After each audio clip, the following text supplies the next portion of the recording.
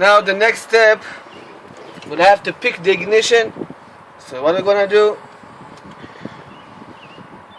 we'll use this tool. Basically there's some special kit, it's called A1, but I use just a regular pick tools.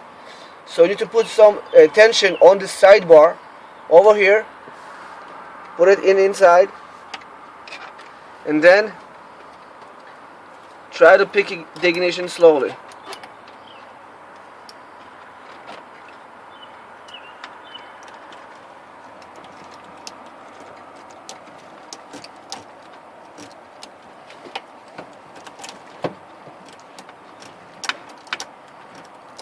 After you feel the picker, you're gonna use screwdriver to turn it.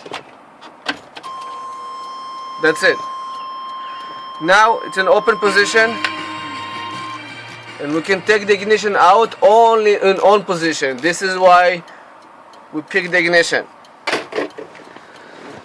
So it have to be in the turn position, like you're gonna start the engine, but because we don't want to start the engine and we don't want to burn the starter, so we're gonna put the car on reverse, and then when we're gonna try to start it, it's one start, so we're not gonna burn it. There's a hole from the top over here. This hole, there's a pin. We're gonna have to push it and take it out.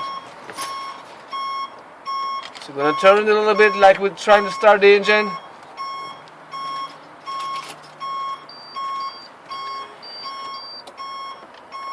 And push this pin to remove the ignition out. There you go. This is our ignition. So what we're looking for is a simple code on the ignition itself. Now in this case, it's aftermarket ignition, so we don't have any code on it. So the second way to make the key, you're going to have to take this plate out, take the tumblers out one by one, and then cut the key and put everything back. Thank you for watching. If you have any questions, please visit our website, and have a great day.